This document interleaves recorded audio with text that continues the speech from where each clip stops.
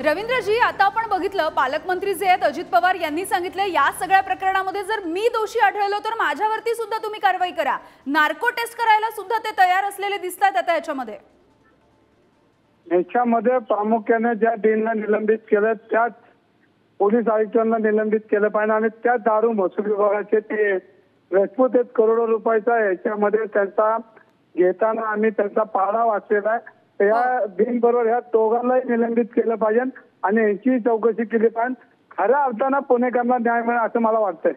हो रवींद्रजी, अगदी शेवटचा प्रश्न, मगाशी पत्रकारांनी प्रश्न विचारले तेव्हा या डीननी काढता पाय घेतला, आता ज्या वेळेला सरकार त्यांना सक्तीच्या रजेवर पाठवतं याला खरंच सरकारची कारवाई म्हटली जाऊ शकते का?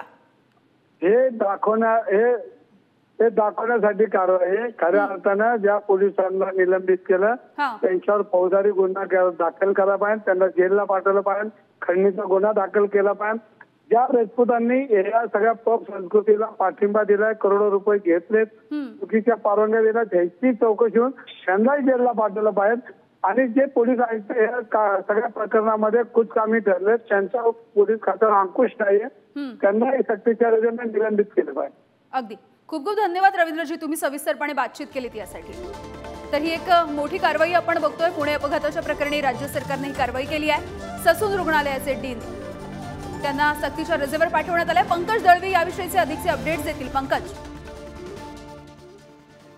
राज्य शासनाने ही कारवाई जी आहे ती केलेली आहे।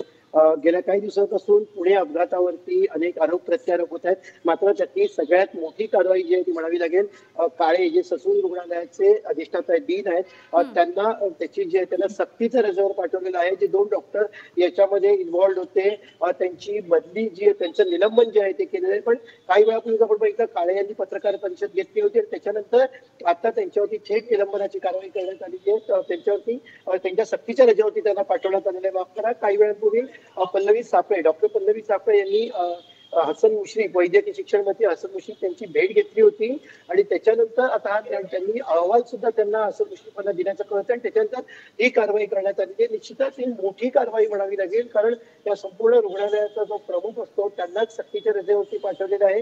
ते पाठवण्यामागची 2 कारणं की त्याच्यामध्ये संपूर्ण प्रक्रिया जी सुरू असताना कुठेही त्याच्यामध्ये पक्षपातीपणा केला जाऊ नये, कोणालाही पाठीशी घातल्याचं जाऊ नये, याच्यासाठी डॉक्टर काळे यांना जे आहे ते सक्तीच्या रजेवरती पाठवलेलं आहे। आपण बघितलं आता अजित पवार सुद्धा याच्यावरती त्यांनी जी आहे ती प्रतिक्रिया दिली आहे, ते नार्कोटिक्सला पण तयार आहे सामोरं जायला।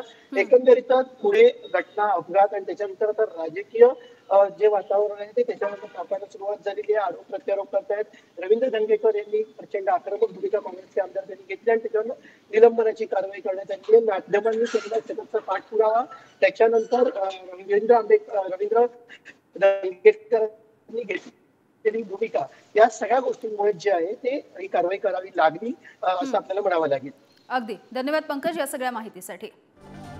तर ससून रुग्णालयाचे डीन विनायक काळे यांना सक्तीच्या रजेवरती पाठवण्यात आलेलं आहे। पुणे अपघाताच्या प्रकरणामधली ही चौथी मोठी कारवाई आपण म्हणू शकतो। याआधी 3 जणांचं निलंबन करण्यात आलंय आणि आता हे महत्त्वाचे ससून रुग्णालयाचे डीन असणारे विनायक काळे यांना राज्य सरकारनं सक्तीच्या रजेवरती पाठवलं। ही एक मोठी कारवाई आहे।